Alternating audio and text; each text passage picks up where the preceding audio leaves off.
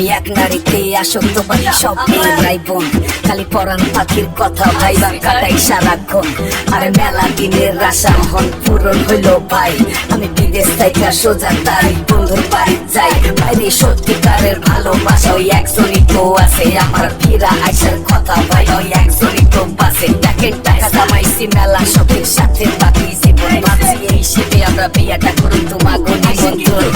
বন্ধু আমার যাপন বন্ধু আমার আপন বন্ধু দিনের সাথে যেমন